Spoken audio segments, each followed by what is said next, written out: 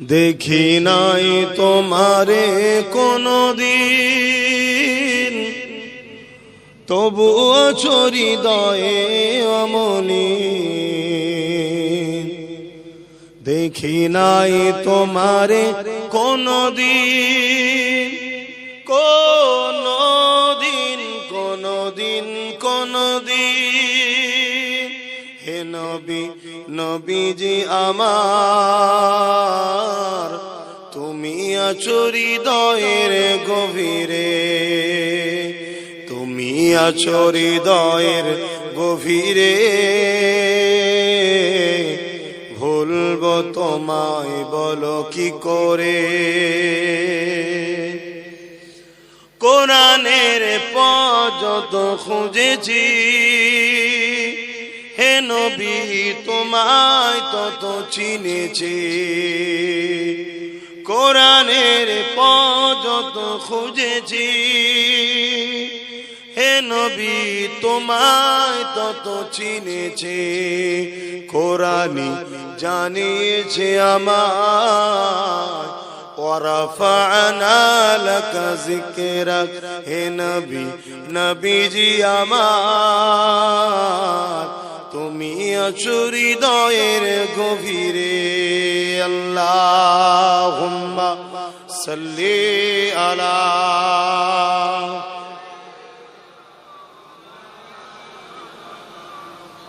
বাবেরা, নজওয়ানেরা, তরুণেরা, দীর্ঘ 23 বছর ধরে ধারাবাহিকভাবে আমার রাসূলুল্লাহর উপরে এই পবিত্র আল কোরআন নাজিল হয়েছে, যেটা মনুষ্য জাতির জন্য হুদাল লিন্নাস, শুধু মুসলমানদের গাইড বুক নয়, এটা মনুষ্য জাতির জন্য মহান স্রষ্টা পাঠিয়েছে।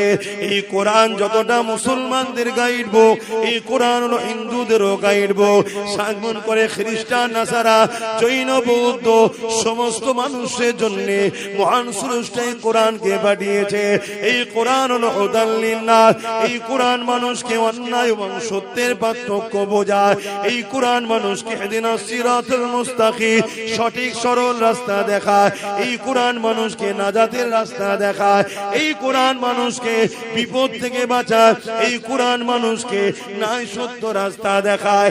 এ যুবকেরা, তরুণীরা, বাপেরা, এ নবী পাকের প্রেমিকেরা, এই বলে দিয়ে যায়, এই কোরআনকে রিসার্চ যারাই করেছে তারাই কোরআনের প্রেমিক হয়ে গেছে। আজকে সেই কোরআন আমার বাংলায় অবমাননা হবে, আর বাংলা 4.5 কোটির উপরে মুসলমান, আমরা খামোশ ভাবে এটাকে মেনে নেব, আইনের আওতায় যাব না, এর বিরুদ্ধে লড়ব না, এমন করে চুপচাপ হয়ে রয়ে যাব।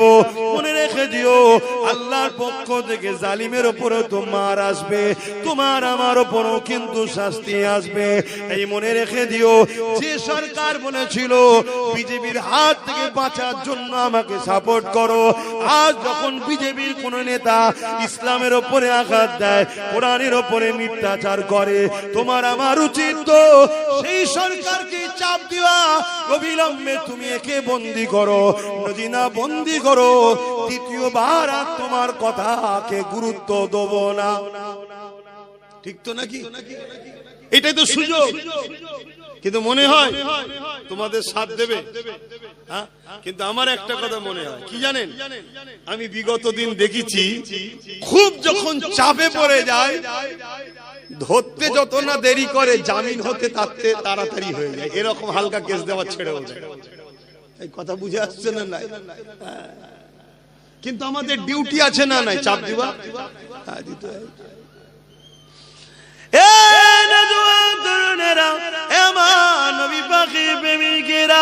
এই দুনিয়ার উপরে আজ আমরা সহজে মসজিদ পেয়েছি, সহজে মাদ্রাসা পেয়েছি, সহজে দ্বীন ইসলাম পেয়েছি, সহজে কোরআন পেয়ে গেছে।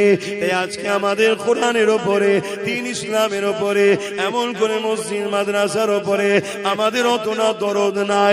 এই মুসলমানের ঘরে ছেলেরা যেভাবে বেঈমান নেতাদের জন্য লড়াই করছে, যেভাবে বেঈমান নেতাদের পিছনে সময় দিচ্ছে, তার থেকে যদি 1% এই মুসলমানের ঘরের ছেলে আল্লাহর ঘরে সময় দিত, দিনের জন্য সময় দিত, কোরআনের প্রেমে সময় দিত, রাসূলুল্লাহ জিন্দেগি জীবন নিলে সময় দিত, মনে রেখে দেন এই মুসলমান ঘরের ছেলে রে আল্লাহ তোমাকে দুনিয়া তো শানওয়ালা করে দিত, আখিরাত আল্লাহ তোমার জন্য জান্নাত নসিব করে দিত।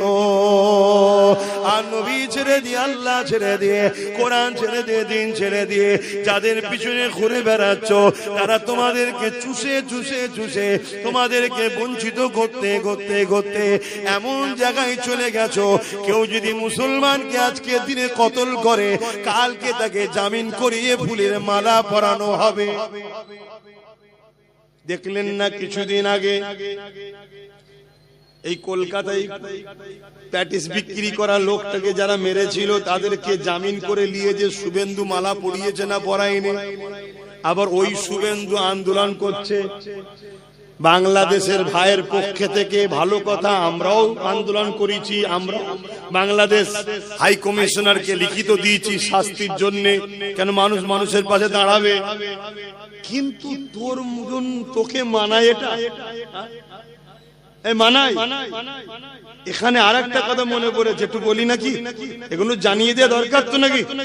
আজকে এই বাংলায় বাংলাদেশি কেউ হত্যা হয়েছে, তার আন্দোলন হচ্ছে। আমি হওয়ার পক্ষে বিরুদ্ধে নয়, কিন্তু এই আন্দোলনের বিরুদ্ধে মমতা ব্যানার্জি কি বলছে যে বাংলাদেশে মেরেছে, ওটা বাংলাদেশে যে আন্দোলন করে এখানে নয় বলছে। কিন্তু এই বাংলাদেশে আমাদের ভোটে হওয়া সরকার বলছে ওয়াকাফের আন্দোলন এখানে নয়, দিল্লি গিয়ে করো। বলেছে না বলেন? কেন জানে, কেন জানে এদেরকে যা খুশি বলো, ভোটের সময় 500 দেবো আবার লেলো, এই জন্য আমাদের গুরুত্ব নাই। আর ওকে বললে খবর আছে, কেন ওই তো টিকিয়ে রেখেছে একে। যত পাচ্ছে মুসলমানদের গাল দিচ্ছেন, আমরা মুসলমান ভয়ের কোলে উঠে বসে। কথা বুঝছেন তো? অসুবিধা হচ্ছে নাকি? কষ্ট হচ্ছে? বাপেরা বোঝেন, কেননা এই দিনের জন্য আমার রাসূলুল্লাহ অনেক কষ্ট করেছে।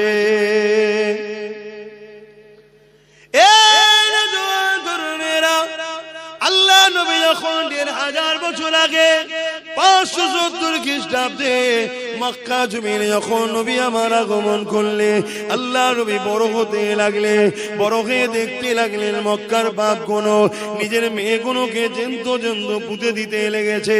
আল্লাহ নবী বড় ব্যথিত হতে লেগেছে, নবী আমার বড় কষ্ট পেতে লেগেছে।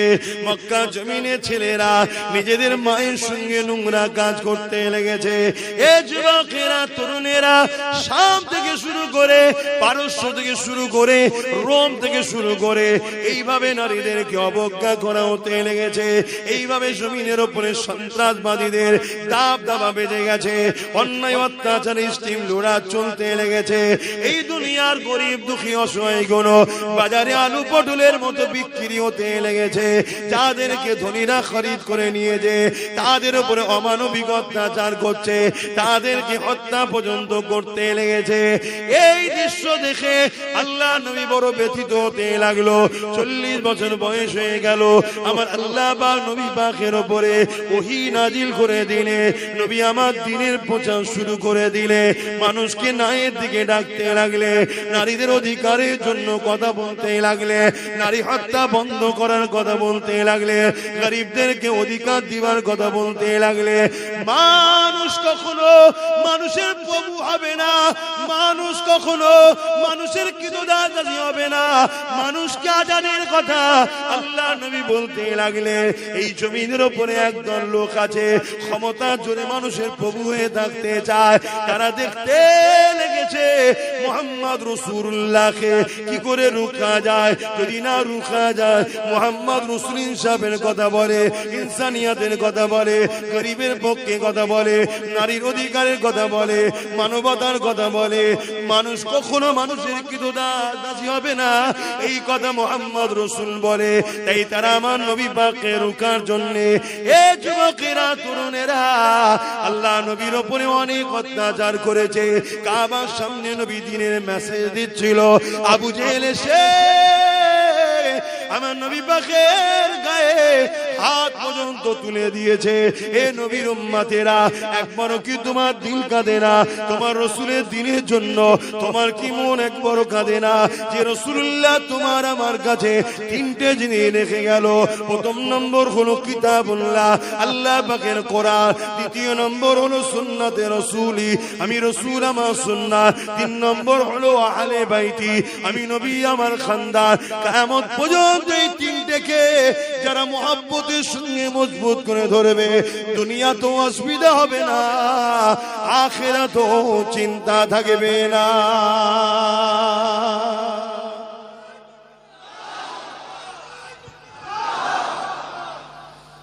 একবারও কি আমাদের মনে পড়ে না যে রাসূল ছাড়া আমরা জান্নাত যেতে পারবো না? সেই নবীর দ্বীনের জন্য কি করলাম?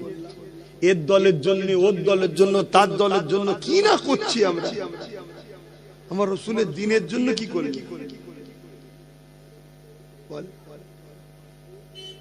তো ভাবেন, যদি না আজ ভাবেন, আল্লাহ ছাড় দিয়েছে, ছেড়ে তো দেয়নি। কাল কিন্তু কঠিন বিপদে পড়বেন, কিয়ামতে কঠিন বিপদে পড়বেন। এবং দুনিয়ায় এত কিছু হচ্ছে দেখে শিখছেন না?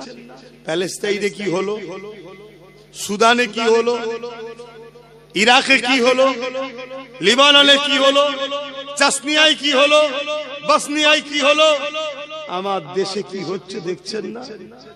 দিনকে দিন বেড়েই চলেছে, বেড়েই চলেছে। এখনো সময় আছে, এখনো সময় আছে। কোন ধর্মের বিরুদ্ধে আমাদের লড়াই নয়, আমাদের লড়াই মানবতার পক্ষে, সন্ত্রাসবাদদের বিরুদ্ধে। এই লড়াইয়ের দরকার আছে না নাই? এই লড়াই তো কোরআন করতে বলেছে, এই লড়াই তো করা আমাদের জন্য ফরজ। নামাজ যেমন ফরজ, ঠিক তেমনি মানবতার পক্ষে, ইনসাফের পক্ষে, ইনসানিয়তের পক্ষে লড়াই করো। আর জঙ্গিবাদ, সন্ত্রাসবাদ, মানবরূপী পশুদের বিরুদ্ধে লড়াই করো। এটা আমাদের জন্য দায়িত্ব আল্লাহ দিয়েছে না দেয়নি? জানেন দিনটাকে, আমরা দিনকে মসজিদের মধ্যে সীমাবদ্ধ করে দিয়েছি, মাদ্রাসার মধ্যে সীমাবদ্ধ করে দিয়েছি। আমরা সব ছেড়ে দিয়ে বসে আছি। যাকাত তুলেছে, মাদ্রাসা বানিয়েছে। একবারও ভাবেনি যে আমাদের আইএস, আইপিএস, জজ, ডিএম এর জন্য স্কুল কলেজও দরকার ছিল? এটা ভাবেন। শুধু যাকাত তুলেছে আর মাদ্রাসা বানিয়েছে। অথচ যাকাতের টাকা মাদ্রাসায় হয় না। যাকাতের টাকায় মাদ্রাসা, জোরে বলুন, এতিমখানা হয়, যেখানে সম্পূর্ণ এতিম থাকবে, তাদের থাকার জন্য ঘর হয়, আর এতিমদের পড়াশোনার জন্য যাকাত দেওয়া যায়। কেন? মাদ্রাসা গরিব নয়। মাদ্রাসা, এই রাসূল গরিব নাকি? রাসূলের যাকাত চলে? যাকাত মসজিদে চলে, তাহলে মাদ্রাসাতেও চলে না। এগুলো তো জানি না। হ্যাঁ, ওই মাদ্রাসায় 10টা এতিম আছে, দিবার সময় বলে দিতে হবে এতিমদেরকে থাকা, খাওয়া, পড়াশোনার জন্য আমি খরচ দিলাম। কথা মাথায় ঢুকছে? যেখানে এতিমরা থাকে, এতিমদের থাকার ঘর করা যাবে। খুব বোঝে। তাহলে আমাদের উচিত ছিল না স্কুল কলেজ করা? আইএস, আইপিএস, ডব্লিউবিএস, জজ, ডিএম, বিডিও, আমাদের রাজনীতির নেতা তৈরি করা দরকার ছিল না? ছিল না? করেছে? এখনো সময় আছে, ভাবেন, এখনো সময় আছে। ছেলেগুলোকে পড়া, সবাইকে মৌলী সাহেব করবো এই স্বপ্ন যাবেন না। সবাই যদি মৌলী সাহেব হয়, মসজিদ একটা আর গ্রামে হাফেজ 10টা, মৌলী সাহেব 10টা, ও মসজিদের ভেতরে ঢুকে গুতুগুতি হবে।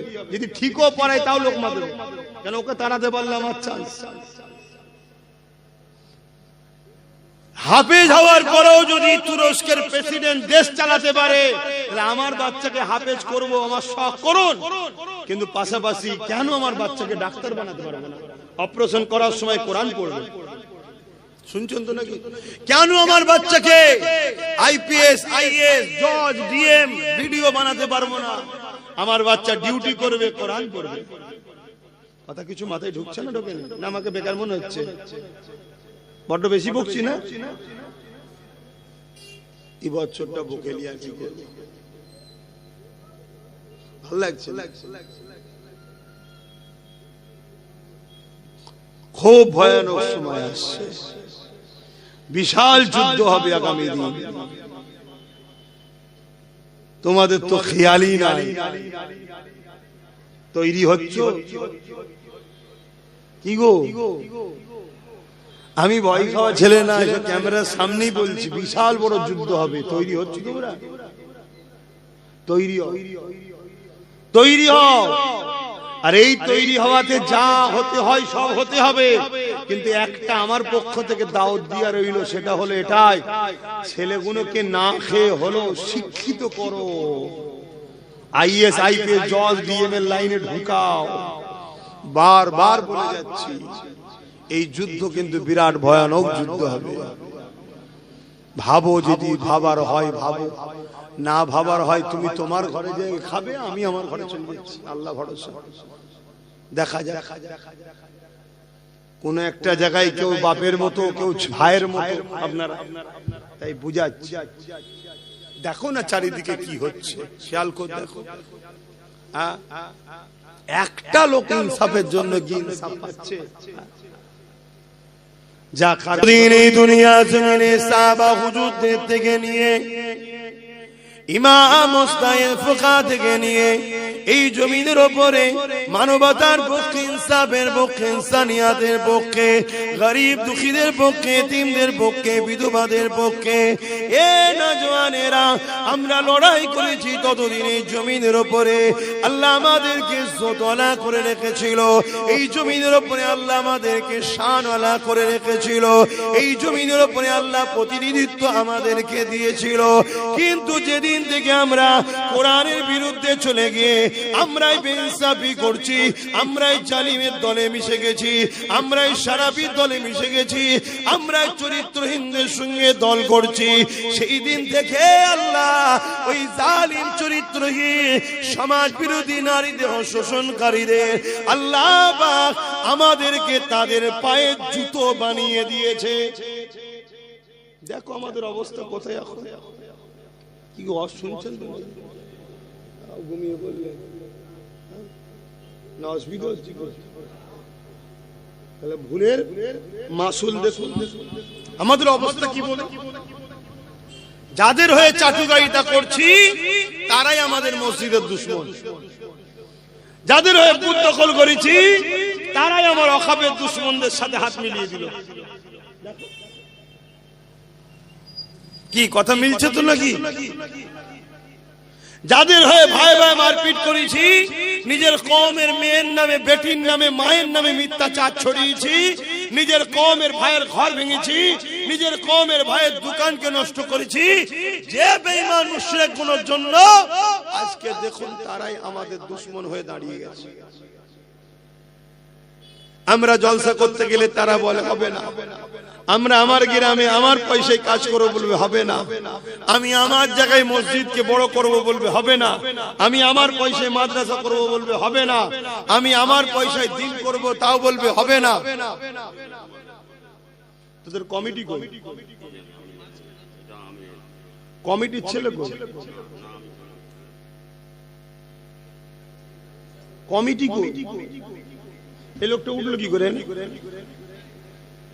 এবার বয়স্ক মানুষ, আমি কিছু বলবো এখন এতগুলো ক্যামেরা হচ্ছে বলে দেখে তো হুজুরের ছেলে অপমান। আরে আল্লাহ ও রাসূলের কথার বীজখানে কারো কথা চলে না? কথা মাথায় ঢুকছে না? ঢুকে না? ও সাদা মাটা লোক নাই, বেচারি বোঝে না। তোমাদের তো কমিটির মানুষের তো খেয়াল রাখা দরকার। ও ঘন ঘন আসা হয়ে গেছে না? ঠিক আছে, সামনে বছর যেও, সামনে বছরে তোমাদের তো খেয়াল রাখা দরকার। এই এতগুলো সব ক্যামেরা রেডি বসে, এইটা তো কেউ কেটে ছাড়বে। এই দেখো তোমাদের পীরের আওলাদের মনে কত অহংকার, কত মিজাজ। দেখো এটা অহংকার মিজাজের ব্যাপার নয়। আল্লাহ ও রাসূলের কথার বীজখানে অন্য কেউ এলে, বাপ মা এলেও তার কথা চলে না। কথা বুঝে আসছে না? তো সেই জ্ঞান বিবেক বুদ্ধি তোমাদের নেই। এইটা তো কমিটিকে খেয়াল রাখতে। কি কথা বলছিলাম ভুলে গেল? বলেন কি কথা বলছিলাম?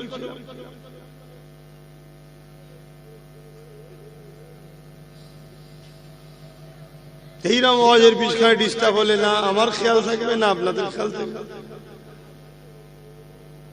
আমার তো ধিৎকার লাগছে জলসা মাহফিল করা, কিন্তু ভালোবাসার মানুষগুলো এমন ভাবে টানাটানি করে দাওয়াত দিয়ে ফেলি, কিন্তু ধিৎকার লাগছে জলসা মাহফিল।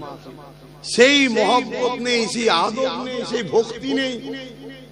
আর ওই একতরফা বলা হচ্ছে, একতরফা শুনছে, কাজের কি হচ্ছে কিছু বুঝাই যাচ্ছে। আজকে এত বড় একটা কথা ইসলামের বিরুদ্ধে, কোরআনের বিরুদ্ধে, এত বড় বড় মিথ্যাচার প্রকাশ্য বলে বেড়াচ্ছে, তাদের কোনো শাস্তি হচ্ছে না।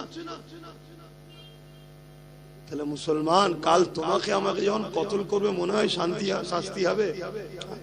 তোমার আমার দাম কি কোরআনের থেকে বেশি?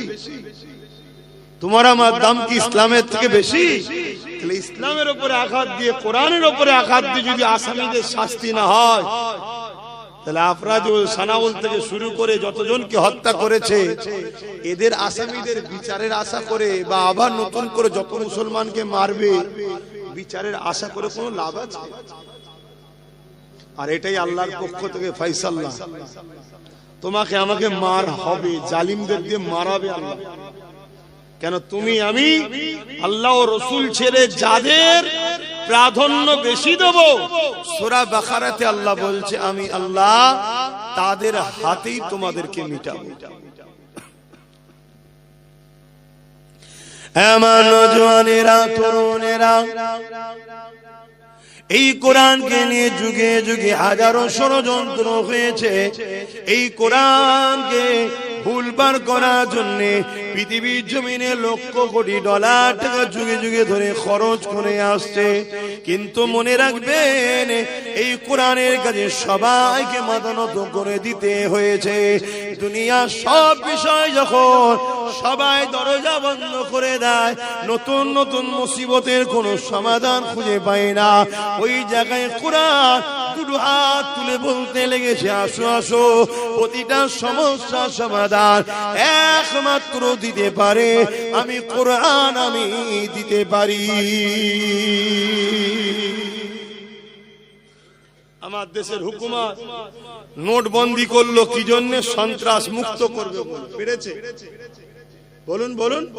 আর আমার রাসূল মক্কা মদিনা থেকে এমন সন্ত্রাস বন্ধ করেছে, আজকে 1450-1500 বছর হয়ে গেল।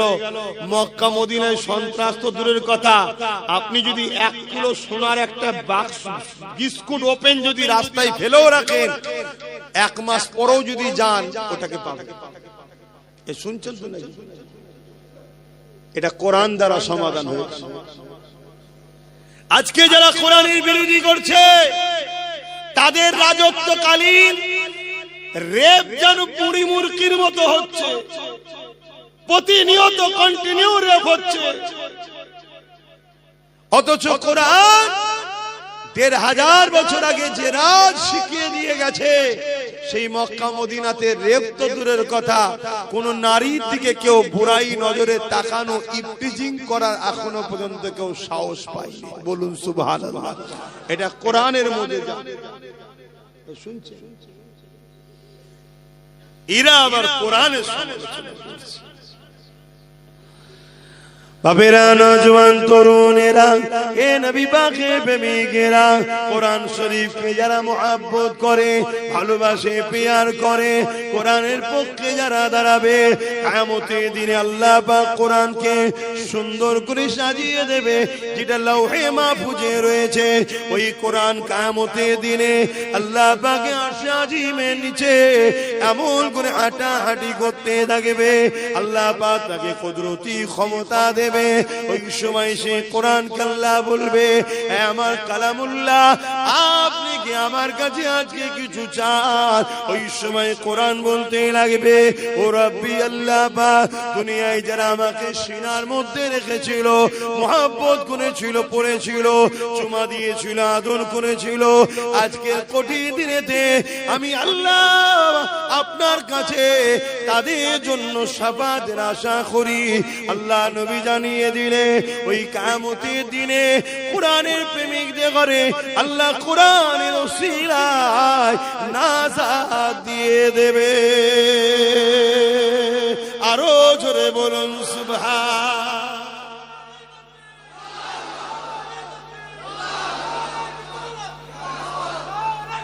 আল্লাহ, তাহলে সেই কোরআনের পক্ষে আমাদের দাঁড়াতে হবে না হবে না? এটা আল্লাহর পরীক্ষা। আল্লাহ কোরআনের হিফাজত করবে, কোরআনের দুশমনের বিচার আল্লাহ করবে, কিন্তু আমরা কোরআনের পক্ষে না দুশমনের পক্ষে? কোরআনের যদি পক্ষে হও তাহলে প্রত্যেকটা গ্রামের পক্ষ থেকে গণস্বাক্ষর করে কোরআনের বিরুদ্ধে যে মিথ্যাচার করেছে তার বিরুদ্ধে নিজ এলাকা থানাতে ডায়েরি কেস করা দরকার আছে না? এটা প্রথম স্টেপ। কমসে কম যে ক্ষমতাটা এখন আছে সেটা প্রয়োগ করো। পাশাপাশি এই কেস করার পর রাজ্য প্রশাসন যদি এই সন্ত্রাসবাদীর বিরুদ্ধে ব্যবস্থা না নেয়, তাহলে প্রতিটা গ্রাম থেকে উচিত এই রাজ্য সরকারকে ফেলে দিয়ে এমন সরকার আনা দরকার যে কোরআন মানে না তার বিষয়, কমসে কম কোরআন ও বা কোন ধর্মের বিরুদ্ধে বাংলায় যেন কোনো কেউ মতনৈক্য করতে না পারে, করলে যেন তার বিরুদ্ধে আইন তৈরি করে। যেমন কেরল সহ, তামিলনাড়ু সহ বিভিন্ন জায়গায়, কর্ণাটক বিভিন্ন জায়গায় আইন তৈরি হচ্ছে, কোন ধর্মের বিরুদ্ধে কেউ কথা বললে তাকে সঙ্গে সঙ্গে জেল দেওয়া হবে, ফাইন করা হবে। এরকম একটা আইন হওয়া দরকার আছে না নাই? তবে আমায় যদি বিশ্বাস করো, আল্লাহ যদি কখনো আমার ভাইকে ক্ষমতায় নিয়ে আসে, আমি তাকে বলবো আইনটা কর। কেন? গণতান্ত্রিক দেশে আইনটা হওয়া অবশ্যই দরকার। কেন? এই দেশের খাঁচা ধাঁচাকে বাঁচাতে গেলে এই আইন হওয়া দরকার, শুধু কোরআন নয়। আমার কাছে যেমন কোরআন প্রিয়, অন্য ধর্মগ্রন্থ তার কাছে প্রিয় হতে পারে না? তাই কারো বিরুদ্ধে, কোন ধর্মগ্রন্থের বিরুদ্ধে কেউ বললে, কোন ধর্মগুরুর বিরুদ্ধে কেউ বললে, তার বিরুদ্ধে আইনত ব্যবস্থা, মামলা হওয়া দরকার। সংবিধানে আছে, কিন্তু সরকার লাগু করছে না। কেন? সরকারও ভেতরে ভেতরে কোরআনের বিরুদ্ধে। কেন? সরকারও বলেছিল কোরআন মিটে যাবে, আমার উন্নয়ন মিটবে না। তাহলে যদি আমরা কোরআনের পক্ষে হই, তাহলে এই দুটো প্রমাণ আমাদেরকে দেয়া দরকার আছে না?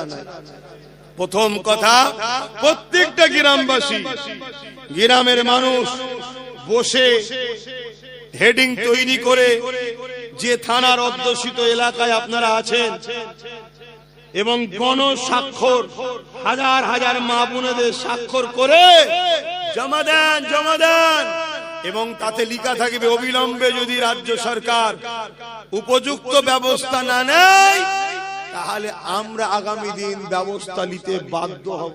কথা বুঝে আসছে? এভাবে যদি বাংলার প্রত্যেকটা গ্রাম থেকে জমা পড়ে, এখানে দুটো দেখার বিষয় আছে। একটা হলো আমরা এত সংখ্যা হওয়ার পরও আইন আমাদের হাতে না থাকার দরুন সংখ্যাতে কোনো পাওয়ার আছে না নেই, এটাও বোঝা যাবে। দ্বিতীয় নম্বর কথা, তোমার চাপে পড়ে হলো, ইচ্ছা না থাকলেও তোমার চাপেতে কোরআনের দুশমনকে তুমি যদি জেল ঢুকাতে পারো, হতে পারে আল্লাহ তোমাকে গণতান্ত্রিক দেশে এটাই আর নাজাতের ওসিলা করতে পারে। জোরে বলুন সুবহানাল্লাহ। কেন? এটা সর্বধর্মের দেশ। এখানে আমরা সংবিধান বিরোধী কোনো কাজ করতে তো পারি না, ঠিক না বেটা? কেন? এটা আমার ইসলাম ইজাজত দেয় না যে দেশকে ভালোবাসবো, সেই দেশের আইনকে মান্যতা দিতে হবে।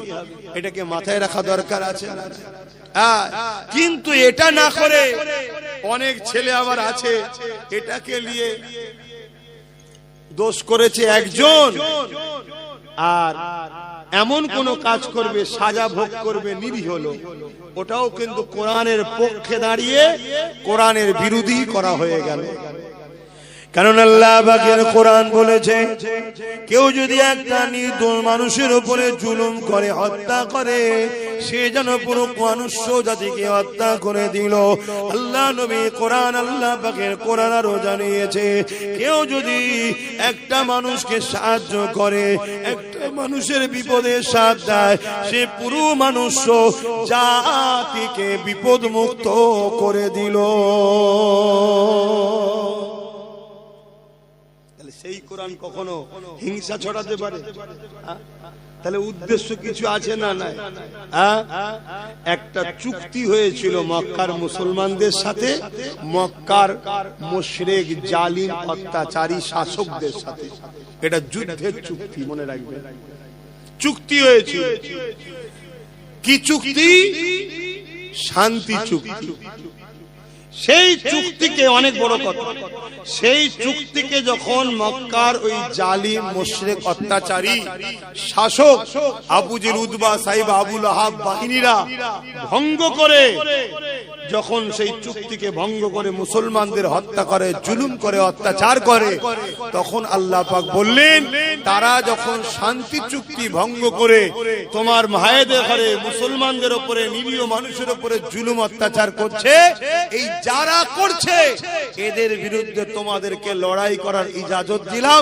যেখানে পাবে তাদেরকে বন্দী করো, তাদেরকে কতল করো, কারণ এরা সমাজে শান্তি বিঘ্ন করছে। শুনছেন তো নাকি? এদের মধ্যে থেকে যারা এই জুলুম করেনি বা জুলুম করেও ফেলেছে, যদি ক্ষমা চেয়ে এলাই, আল্লাহর কোরআন তার পরের আয়াতে বলছে, তাদেরকে তোমরা ক্ষমা করো এবং নিরাপদ জায়গায় তাদেরকে থাকতে দাও। বলুন সুবহানাল্লাহ। ধরুন আমাদের দেশে একটা চুক্তি হয়েছে, একটা ইন্ডিয়া, ভারত, একটা পাকিস্তান ভাগ হয়েছে তো, চুক্তি হয়ে গেছে, এদিকটা তোর, এদিকটা আমার। কিন্তু দেখা যাচ্ছে এই চুক্তিকে ভঙ্গ করে পাকিস্তান যদি আগ বেরিয়ে এসে আমার দেশের উপরে জুলুম করে, অত্যাচার করে, দেশবাসীকে বোম মারে, গুলি করে, শান্তিকে নষ্ট করে, চুক্তিকে ভঙ্গ করে, আমার দেশের আইন ব্যবস্থা বা আমার দেশ তখন কি বলবে? যেখানে পাবে পাকিস্তানিদেরকে মারো। কি বলা দরকার আছে? কেন? তারা চুক্তি ভঙ্গ করেছে, আইন অমান্য করেছে, একটা সিস্টেমকে ব্রেক করে সমাজে সন্ত্রাসী শুরু করেছে, খুন শুরু করেছে, নারীদের উপর অত্যাচার শুরু করেছে। অতএব এদেরকে শাস্তির দরকার আছে না? সেই রকম একটা সিস্টেম মক্কার তৎকালীন সময় যারা শাসক ছিল, আবু জেল, উতবা, সাইবা, আবু লাহাব, এরা বড় বড় ক্ষমতাশালী, সমাজ বিরোধী, চরিত্রহীন ছিল। এরা মক্কা মদিনার উপরে, সাহাবা হুজুরদের উপরে বড় জুলুম অত্যাচার করেছে। তার জন্য একটা চুক্তি হয়েছিল, সন্ধি হয়েছিল। এই সন্ধিতে একতরফা মক্কার মুশরিক জালিম অত্যাচারীরাই বলেছিল, একতরফা বলেছিল, আমার রাসূল শান্তির স্বার্থে সব মেনে নিয়েছিল, সব মেনে নিয়েছিল। এমনকি আমার রাসূলের পাক সাল্লাল্লাহু আলাইহি ওয়াসাল্লামের নাম মুবারককে রাসূল লিখাতে তারা বলেছিল রাসূলটা কাটতে হবে। আল্লাহ নবী নিজে হাতে করে মুছেও দিয়েছে শান্তির স্বার্থে। শুনছেন? এরপরে ওই মুশরিক জালিম অত্যাচারী গুলো তারা জোর করে জুলুম করে এই শান্তি চুক্তিকে ভঙ্গ করে মুসলিমদের হত্যা, মুসলিমদের নারীদের উপর অত্যাচার, তাদের পশুকে ক্ষতি করা, তাদের ক্ষেত খামারকে ক্ষতি করা, নানা রকম ভাবে ক্ষতি শুরু করেছে। আল্লাহ পাক তখন বললেন 4 মাস যে যুদ্ধের মাস নিষেধ আছে, যখন পার হয়ে যাবে, এরা যখন জুলুম করছে, অতএব এদেরকে উপযুক্ত শিক্ষা দিবার ইজাজত তোমাদেরকে দিলাম। কথা বুঝে আসছে না? আজকে যেমন এইটার যদি হওয়ার দরুন, জালিমকে বিরুদ্ধে লড়াই করার দরুন, সন্ত্রাসদের বিরুদ্ধে লড়াই করা, যদি কোন একটা ধর্ম বা ধর্ম গ্রন্থের উপরে কেউ আঘাত দেয়, আর এটা মূলত বাংলাদেশে একটা আমার গায়ের ইসলাম ভাইকে কিছু লোক পিটিয়ে মেরে আগুন দিয়ে পুড়িয়ে দিয়েছে, দেখেছেন তো? দেখেছেন? আচ্ছা, এই কাজটাকে আপনারা কেউ সাপোর্ট করেন? এই মেরে দেওয়া পুরানো ইসলাম ইজাজত আছে? ইসলামে তো পুরানোই হারাম। ইসলামে যদি কারো কার্টুন তৈরি করে পোড়াও, ওটাও ইসলামে নিষেধ। এই যে আমরা আন্দোলন করতে গিয়ে অনেক সময় বিভিন্ন নেতাদের কার্টুন তৈরি করে পোড়াই না, ওটাও ইসলাম বিরোধী। কিন্তু আবেগে করে ফেলে অনেকে, ওটাও কিন্তু ইসলাম বিরুদ্ধে। কেন ইসলাম পুরানোর পক্ষে নয়? কেন এই চেহারাটাকে আল্লাহ বড় সুন্দর করে বানিয়েছে, ইসলাম ইজাজত দেয়নি। কিন্তু আমার প্রশ্ন হচ্ছে, বাংলাদেশে আমার এক ভাইকে হত্যা করা হয়েছে, পুরানো হয়েছে, এটা নিন্দনীয়, এটা অন্যায় কাজ। যারা করেছে সমাজ বিরোধী, তারা জঙ্গি, সন্ত্রাস, যাই বলবে, তাদের সর্বোচ্চ শাস্তি আমি মনে করি মৃত্যুদণ্ড দেওয়া দরকার। কিন্তু বাংলাদেশের আইন কি করবে, তার দেশের আভ্যন্তরীণ ব্যাপার তারা জানে। কথা বুঝে আসছে না? কিন্তু এইটা হওয়ার দরুন যদি কোরআন দোষী হয়ে যায়, কেন ওখানে নাকি মুসলমানরা মেরেছে বা নরের তকবীর আল্লাহু আকবার দিয়েছে, এই কারণে ইসলাম ও কোরআন যদি দোষী হয়, তাহলে আমার ভারতবর্ষে আফরাজুলকে জ্যান্ত মানুষটাকে আগুন দিয়ে পুড়িয়েছিল যারা, তারা তো হিন্দু সমাজের, তারা জয় শ্রীরাম বলে। এরকম অহরহ আমার দেশে হচ্ছে না, হয়নি? জয় শ্রীরাম বলে বলে পিটিয়ে পিটিয়ে মারছে না, মারে না, খুন করছে না, করে না। তার জন্য কি তাহলে আমরা মুসলমান বলবো যে রাম জঙ্গি ছিল? এই বলবো? এই বলবে তোমরা? না, বলা যাবে না। কেন? একটাকে অন্যায় করার জন্য একটা কারণ নাম নিয়েছে বলেই তাকেই যে খারাপ বলতে হবে এমনটা নয়। কেন? কেউ দোষ করলে সে দোষী। স্কুলের একটা ছাত্র যদি ভুল করে, তার জন্য কি প্রতিষ্ঠানকে বন্ধ করে দেন নাকি আপনারা? কথা বলুন। আমার দেশের অনেক হিন্দু ধর্মের ভাইয়েরা, তারা আজকে পাকিস্তানের সঙ্গে গুপ্তচর হয়ে আছে, প্রায় ধরা পড়ছে না, বলেন? এই যে বোম মারলো বিভিন্ন জায়গায় হিন্দু ধর্মের লোক, এর জন্য কি তাহলে বলবো হিন্দুরা সব পাকিস্তানিদের সঙ্গে সেটিং আছে? এই বলবো হিন্দুরা ভারতের সঙ্গে গাদ্দারি করছে? না, এটা বলা ঠিক হবে না। যে ভুল করেছে সে দোষী। 10 জন ভুল করেছে বলে 10 কোটি লোককে কখনো আসামির কাঠগড়ায় তোলা যায় না। আর আজকে এই হিন্দু লোক জয় শ্রীরাম বলে মেরেছে বলে, পুড়িয়ে দিয়েছে বলে, তার ধর্মগ্রন্থগুলো সন্ত্রাসী শিখায়, এটাও বলা কিন্তু শিক্ষার পরিচয় জোরে বলেন দেয় না। কেন? কেউ যদি পাপ করে, ভুল করে, সে ছাত্র দোষী, তার সিলেবাস কখনো দোষী হতে পারে না। কোন ধর্মই হিংসা শিখায় না, কোন ধর্মই বিভাজন শিখায় না। মানুষ তার ধর্ম সম্বন্ধে না জেনে খুন খারাপির মধ্যে জড়িয়ে যায়। যেমন আজকে যে কোরআনের বিরুদ্ধে কথা বললো, তারা যাকে ধর্মগুরু বলে মানে, গুরুচাঁদ ঠাকুর, হরিচাঁদ ঠাকুর, তারাও পড়াশোনা করেছে মাদ্রাসা মক্তব থেকে, কোরআনের ঘর থেকে তারা পড়াশোনা করে বড় হয়েছে। কথা মাথায় ঢুকছে না? ঢোকে না? তাহলে দেখুন তারা কত ভালো মানুষ ছিল, তারা কত ভালোবাসতো। কিন্তু তার ঘরে যদি একটা কলঙ্ক জন্ম হয়, তার জন্য পুরো সবাইকে খারাপ বলা, জোরে বলেন, এটা কিন্তু আদর্শ আমাদের মধ্যে এখনো বিদ্যমান, বিরাজমান। কেন? আমাদের নবী আমাদেরকে শিখিয়েছে। আজও এই উলামারা আপনাদের ঘরে শিখায় যে বাবা, কেউ ভুল করলে তাকে দোষ দাও, পুরো সমাজ, তার জাতিকে দোষ দিও না, তার বাপকে দোষ দিও না। যেমন আমরা অনেক জায়গায় বলি যে আমার উপরে রাখতে গেলে আমায় বল, আমার বাপ মাকে গালিগালাজ দিস না। কথা মাথায় ঢুকছে? আজকে সেই জায়গায় এরা মূলত আমার দেশের সম্প্রীতিকে নষ্ট করছে, এরা আমার দেশের শান্তিকে নষ্ট করছে। আজকে পৃথিবীতে এক চীন আর ভারত ছাড়া আর কোন বড় দেশ নাই, সব ছোট ছোট দেশ। আমেরিকা চাইছে ভারতকে টুকরো টুকরো করে ছোট ছোট করে দেবো, তবে সবকিছুর উপর তার দাদাগিরিটা চলবে। তাহলে সেই জায়গায় এই দেশদ্রোহীদের বিরুদ্ধে এবং ধর্মের বিরুদ্ধে, এবং এদের মূলত লোক দেশকে শেষ করা, এদের বিরুদ্ধে দেশবাসী অন্য ধর্মের মানুষের ব্যবস্থা নেওয়া দরকার। নেবে কি না নেবে তাদের ব্যাপার, কিন্তু আমাদের নেওয়া দরকার আছে না নাই? তাই এই আহ্বান করলাম, প্রত্যেকেই মামলা করে। অলরেডি সর্বপ্রথম মামলার বিরুদ্ধে যে করেছে, যার বিরুদ্ধে মুসলিম সমাজের মানুষ অনেক সমালোচনা করো, সেটা নওশাদ সিদ্দিকী প্রথম করেছে। কথা বুঝে আসছে? আজ কত মুসলিম এমএলএ আছে, কত মুসলিম এমপি আছে, কত মুসলিম প্রধান আছে, বিডিও আছে, কি বলে ব্লকের দায়িত্বে আছে, কত মন্ত্রী দাবিদার মুসলমান। তুমি যদি মুসলমান সাচ্চা হও, এটাই তো তোমার টেস্টের সময়। কি বাপেরা, এটা তো সময় নাকি?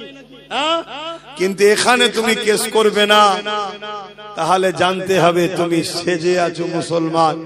আগামী দিন তোমার পাশে মুসলমানদের দাঁড়িয়ে কোনো লাভ হবে না। কথা বেরিয়ে লাভ নেই, নামাজ পড়তে হবে, 8টায় নামাজ হবে। তার আগে একটু সালাম দিয়ে নি। ইয়া নবী সালাম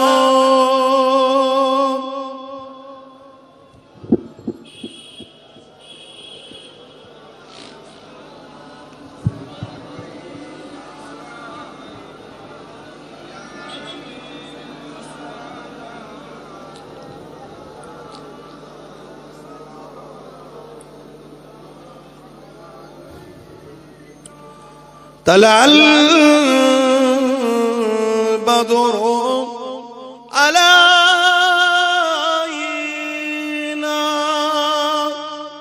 من شنيات الوداع وجب الشكر علينا ما دغى لله أهداي يا نبي سلام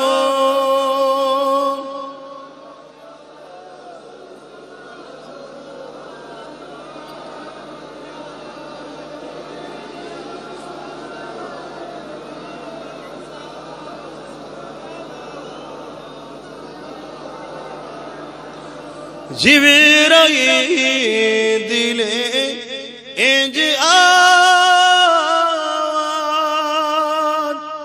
খুলে দাও আসমানের দুয়ার এসেছে নবী ঈদের সরদার করিতে আল্লাহ আরো দিদার নবী সালাম ইয়া রাসূল ইয়া হাবিব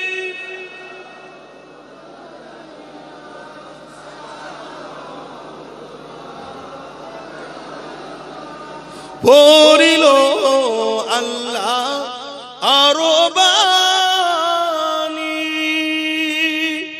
পোহালো দুঃখে এ রজনী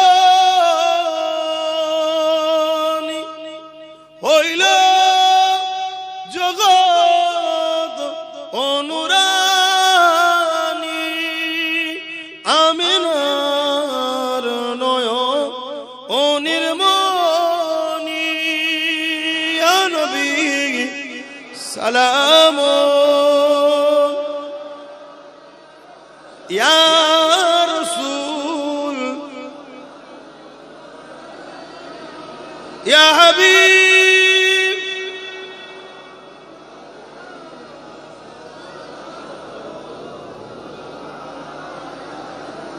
বালাগাল উলা বিকামালিহি কাসাবাত দুজা বিজামালিহি حسنت جميع خصاله صلوا عليه وآله اللهم صل على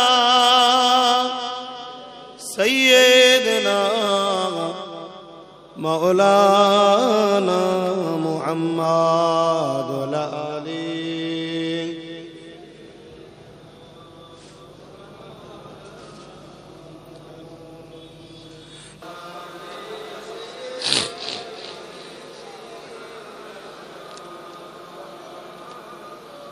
আমার বাপ জানেরা ইসলাম হিংসা শিখায় না, ইসলাম প্রেম শিখায়।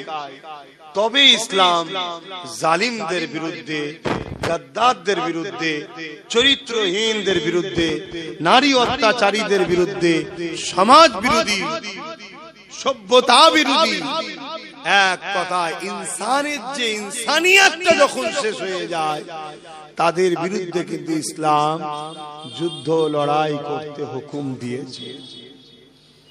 কেন একটা জায়গায় 500 লোক আছে খুব শান্তিতে বসবাস করছে, একটা লোক যদি ওর মধ্যে ফিতনাবাজ, দাঙ্গাবাজ, সমাজ বিরোধী হয়, এই একটা লোকের জন্য পুরো 500 লোকের ক্ষতি হয়ে যাবে। কথা বুঝে আসছে?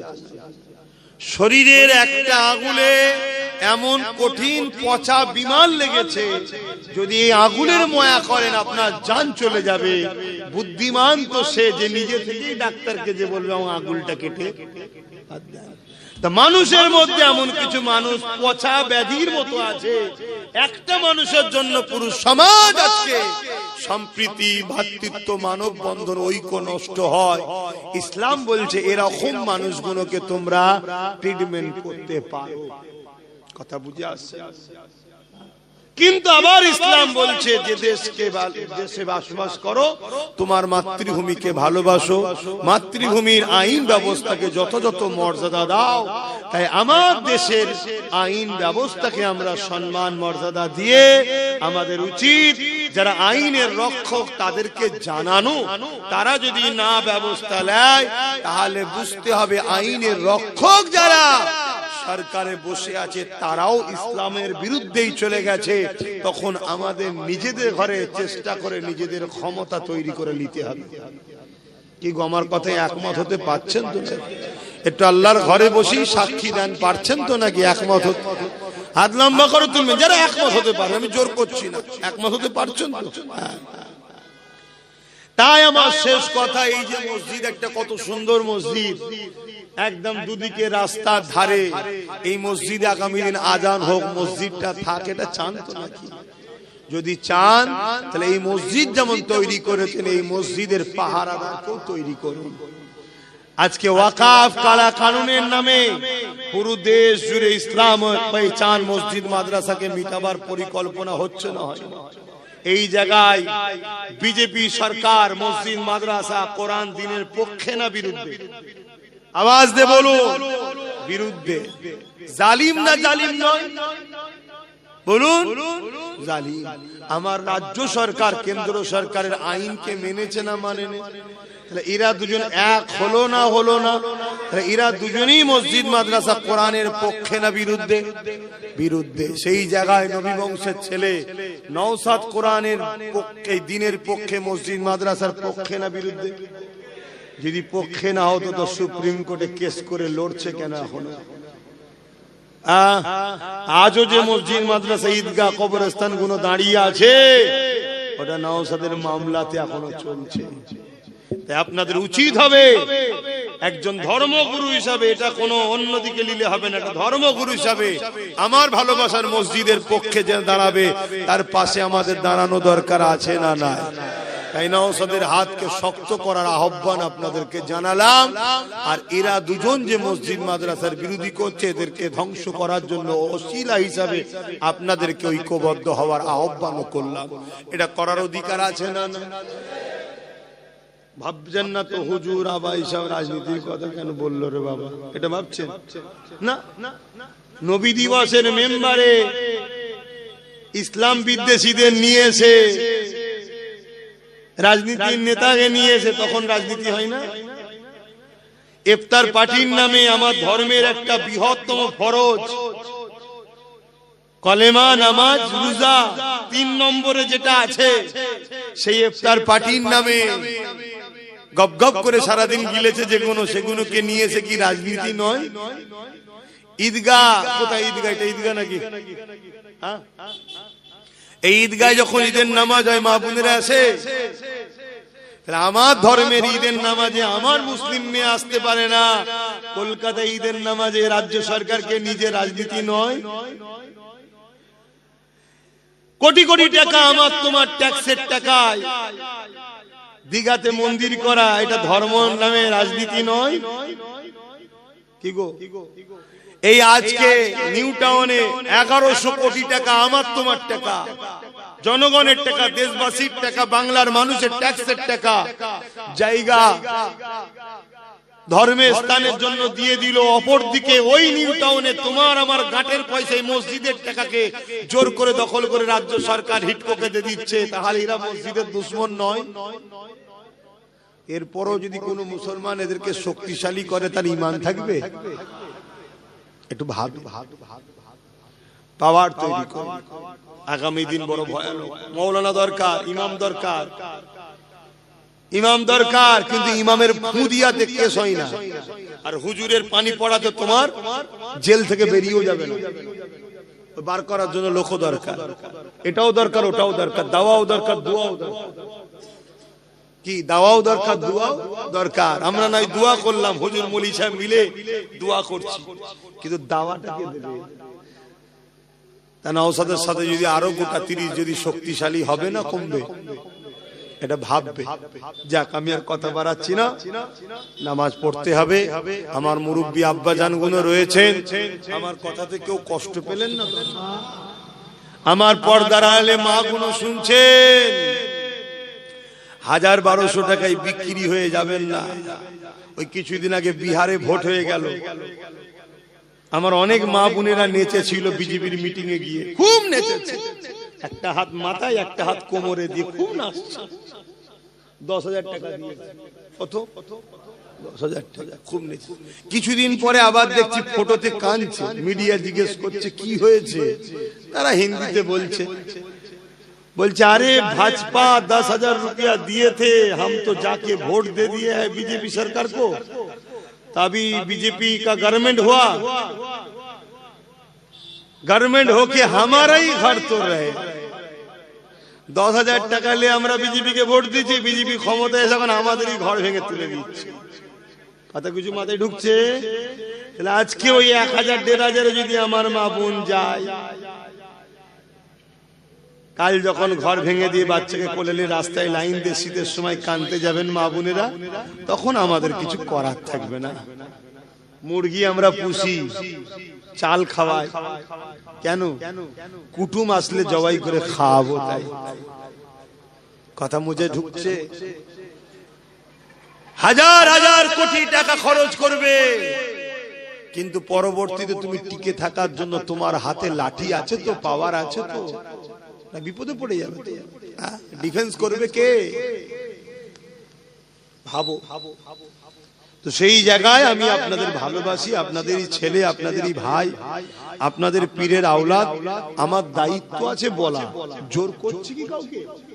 না, জোর করবে ভালো লাগলে না, ভালো না। অনেকে ফোন করছে, অনেক কিছু সমস্যা, অনেকে ফোন করছে, অনেক কিছু সমস্যা। আমি বলছি আমি দোয়া করছি। বলছে হুজুর দোয়াতে কি হবে? আমি বলছি কেন? তোরাই তো বলেছিলি হুজুরের ছেলে রাজনীতি করবে, কেন দোয়া করবে তো? কথা শুনছেন না? বলছে আমাদের সেই একটা সময় ছিল। আমি তাহলে জেগেছি যখন, চেষ্টা কর, চেষ্টা কর। সবাই মিলে আগে ঘরটা করি, তারপর তো ঘরের ভেতরে ঢুকে যে থাকবি, তখন ঠান্ডা লাগবে না কি? যাক, কথাই কথা বেড়ে যাচ্ছে, নামাজ পড়তে হবে। এই মাহফিল প্রতি বছরে হয়, এসেছি, ছেলেরা যাচ্ছে, একটু পকেটে হাত দেন, যা যা খুশি একটু শরীক হন, অসুবিধা আছে? যারা বাইরে রয়েছেন কি গো, কষ্ট পেলেন নাকি আমার কথাতে? একটু হাত তুলে দেখান না, আমার সাথে আছেন তো নাকি? বাইরের গুলো সাথে আছেন তো? আলহামদুলিল্লাহ। যদি না থাকেন তাও আমার অসুবিধে নাই, দেখে খুশি হলো, দেখে খুশি হলাম। দেন। আবার হঠাৎ করে শুনছি নাকি 2 দিন ঈদের ছুটি, 2 দিন কুরবানির ছুটি দিয়েছে নাকি? টোপে টোপ মাছ ধরতে গেলে কি লাগে? টোপ। যদি বংশী একবার লেগে যায়, ও সারা রাত পুকুর ঘুরিয়ে লাস্টে কড়াতেই তুলবে। আর মনে রেখে দিও, যতটুকু যা হচ্ছে একটা ছেলে চাপেই হচ্ছে। কেন? মিজাজ লিলেই বলছে ভাইজানের কাছে চলে যাচ্ছি, তাহলে অমনি বলছে না রে আব্বা শোন শোন শোন শোন, কি লাগবে বল, কি লাগবে। তাহলে বিরোধী থাকা ভালো না খারাপ? ও যত শক্তিশালী হবে তত বাজারে তোমাদের ডিমান্ড বাড়বে, শুনছেন তো? তত ডিমান্ড বাড়বে। তেজপাতা হয়েও না, নুন হও, নুন। শুনতে খারাপ লাগে কিন্তু নুন এত খতরনাক জিনিস, না দিলেও বিপদ আর বেশি দিলেও বিপদ। কথা বুঝে আসছে? না দিলেও বিপদ, বেশি দিলেও। নুন হও, শুনতে খারাপ লাগতে পারে কিন্তু সারা রাত বাইরে পড়ে থাকে দোকানের, কেউ ঘাঁটতে আসে না, কেন ঘাঁটলেই বিপদ আসে। তো যাই হোক, আমার দায়িত্ব বুঝালাম, যদি বোঝেন আর আল্লাহ যদি সাহায্য করেন, তোমার আমার বাচ্চা কোনো বেঁচে যাবে, তোমার আমার বাচ্চা কোনো বেঁচে যাবে। তোমার আমার বাচ্চারা স্কুলে যেতে পারবে না, এমনি তো স্কুল বন্ধ, 25,000-এর উপরে স্কুল বন্ধ। মুসলমানের ছেলেরা বা গরিব অমুসলিমরা তো প্রাইমারিতে স্কুলেই পড়ে, বড় লোক কজন আছে রে বাবা মিশন টিশনে পড়াবে, ঠিক না? পড়াশোনা শেষ। আর যদিও বা যায় সেখান থেকে বেঁচে আসবে কিছু তো সন্দেহ, আর যদি আসে সে তো ধর্ম টর্ম ছেড়ে দিয়ে আলাদা আলাদা কোয়ালিটি হয়েছে। কথা বুঝে আসছে না? তাহলে এই জায়গায় কমসে কম তুমি আমি যদি একটু রুকে দাঁড়াতে পারি, আমাদের বাচ্চাগুলো বেঁচে যাবে। যাক, আমার নলেজ সিটিতে ভর্তি লিয়া হচ্ছে, যোগাযোগ করে যদি ছেলে পুলে থাকে ভর্তি করার করবেন। বিশেষ করে একটা খবর দিয়ে যাচ্ছি, এতিম বাচ্চা যদি থাকে কারো জানাশোনা, একটু যোগাযোগ করুন। 4 থেকে 8 ক্লাস, মাদ্রাসা নয়। হ্যাঁ, কিছু ধর্মীয় শিক্ষা থাকবে কিন্তু জেনারেল লাইনের শিক্ষা, বাংলা মিডিয়াম। পশ্চিমবঙ্গ যে বোর্ড বাংলা, ওই বোর্ড 27-এ ইংলিশ মিডিয়াম খুলবো, দিল্লি সিবিএসই বোর্ড, তার কাজও চলছে। আর দাদা হুজুর আমার একা নয়, আপনাদের সবার যারা আমাকে ভালোবাসেন, ভালোবাসেন অনেকে আছে তো নাকি, যারা ভালোবাসেন বছরে 1000 করে টাকা মা বাপ ভাই আর মা বোন 500 করে টাকা আমায় দেয়া যাবে। এখন নয়, যে কোনো শুক্রবারে দরবারে যাবেন, 1000 টাকা নিয়ে যাবেন, ওখানে বিস্তারিত আলোচনা হবে। একটা বই করে দেবো, সেই বইয়ে তুলে আমি সই করে দেবো যে আমার অমুক বাপ অমুক ভাই 1000 টাকা আমাকে দিয়েছে। আবার পরের বছরে 1000, আবার পরের বছরে 1000, পার বছরে 1000 করে টাকা এই ছেলেটাকে দিয়ে যাবে না? তোমার বাড়ির ছেলেটাকে দিচ্ছ, আমায় দেবে না? যদি ভাই ছেলে মনে করো বাপরে দেবে না, আর যেসব ভাই ভাই মনে করো দেবে না। তোমার টাকাটা আমি নিচ্ছি কি জন্যে? তুমি আমি সবাই এক হয়ে নলেজ সিটিটাকে তৈরি করব। একা দ্বারা সম্ভব নয় রে ভাই। একটা ইংলিশ মিডিয়াম স্কুল এবং হোস্টেল সহ 15 কোটি টাকা খরচ, কি করে পারবে? সম্ভব? কিন্তু আমরা সবাই যদি এক জায়গায় হই, কারো গায়ে লাগবে, কারো বছরে 1000 গায়ে লাগবে, কিন্তু হু করে হয়ে যাবে। এটা বলে গেলাম, যদি চাও যে কোনো শুক্রবার দরবারে যাবে, 1000 করে টাকা নিয়ে যাবে, ওখানে যে আলোচনা করব, নিজে হাতে বই করে তোমায় সই করে দেবো যে তুমি আমার নলেজ সিটির সঙ্গে জুড়লে। আর মা বোনেদের জন্য 500, ছেলেদের হাতে বা স্বামীর হাতে দিয়ে পাঠাবেন, আমি বই করে সই করে পাঠিয়ে দেবো। আবার 1 বছর পর দেবো, ওই বই নিয়ে যাবেন, আবার টাকা 1000 নিয়ে যাবেন, আমি তুলে আবার সই করে দেবো। আস্তে আস্তে আস্তে আস্তে তুমি দাও, আস্তে আস্তে আমি করি। একটা দিন তোমার আমার সহযোগিতায় ওই জায়গায় একটা জায়গা গড়ে উঠবে, তোমার আমার ছেলে মেয়েরা ওখানে হাজার হাজার পড়াশোনা করবে। আসেন, ছোট করে একটু দোয়া করি, নামাজ বাদ আরো জলসা আছে। আমার ইমাম সাহেব ভাই উঠবেন, তারপরে আরো কি আছে, আমার চাচাজান হুজুর পীর আল্লামা হোসেন সিদ্দিকী হুজুরের সাহেবজাদা মুআররিখিন ভাই তিনি আছেন, তিনি আসবেন, আখেরি দোয়া করবেন। আপনারা সকলে মাহফিল আবার হাজির হবেন নামাজ পড়ে। আমি এসে এলোমেলো কিছু কথা বললাম, তবে দিনের পক্ষ বলেছি। আপনারা কেউ সত্যি বেজার হলেন না তো? কষ্ট পেলেন না তো? দিনকে ভালোবাসো, কারবার করতে হবে, ব্যবসা করতে হবে, রাজনীতি করতে হবে, দুনিয়াদারি করতে হবে, সংসার করতে হবে, রাষ্ট্র সব করুন, দিনকে ভুলে নয়। আপনার আমার গাফলতির জন্য জালিমরা মাথায় উঠে যাচ্ছে। আল্লাহুম্মা আমিন। আয় আল্লাহ আখেরি দোয়া তো আমার ভাই করবে, আমি এতটুকু দোয়া চাইছি মালিক আপনি আমাদেরকে তাকত দেন, হকের পক্ষে ন্যায়ের পক্ষে দিনের পক্ষে লড়াইয়ের ক্ষমতা দান করুন, জালিমদেরকে আপনি ধ্বংস করে দিন। আল্লাহ আমার ভাই নওশাদকে কামিয়াবি দান করুন, আল্লাহ আমার নলেজ সিটিকে কবুল করুন, আমার রাষ্ট্র ভারতবর্ষকে আপনি নিরাপদে রাখেন, সার্বভৌমত্ব সুন্দর ভালো রাখেন, প্রত্যেকটা ধর্মের মানবতা প্রেমিক মানুষের মধ্যে মানব বন্ধন দেন, হিন্দু দলিত আদিবাসী সাঁওতাল বাগদি খ্রিস্টান মতুয়া সবার মধ্যে ভাইচারা দেন, যারা সমাজের মধ্যে হিংসা বিদ্বেষ ছড়াচ্ছে আল্লাহ তাদেরকে ধ্বংস করে দিন। আল্লাহ আয় আল্লাহ হাবিবের খাতির আমার দেশের সেনাবাহিনী, বিএসএফ বাহিনী, পুলিশ বাহিনী তাদেরকেও নিরপেক্ষ রাখেন, ভালো রাখেন, সুস্থ রাখেন। আয় আল্লাহ যে যা নিয়েতে হাত তুলেছে কবুল করেন, আমার ইমাম সাহেব ভাইকে সুস্থ রাখেন, তার পরিবার বাচ্চাদের ভালো রাখেন, সুস্থ রাখেন, আলেম উলামাদের জান মাল হেফাজত করেন, যেসব আলেমরা হকের পক্ষেদেরকে হেফাজত করেন, আর যারা জালিমদের সঙ্গে মিশে আছে আল্লাহ তাদেরকে হেদায়েত করেন, হেদায়েত করেন, হেদায়েত করেন। যদি হেদায়েত কপালে না থাকে আল্লাহ তাদের থেকে মানুষকে দূরে থাকার তৌফিক দান করেন। হাবিবের খাতির রহমতকে দোয়া কবুল করে নিন। আমিন আমিন আমিন। বারহাক কালমাতি লা ইলাহা ইল্লাল্লাহু মুহাম্মাদুর রাসূলুল্লাহ সাল্লাল্লাহু আলাইহি ওয়াসাল্লাম।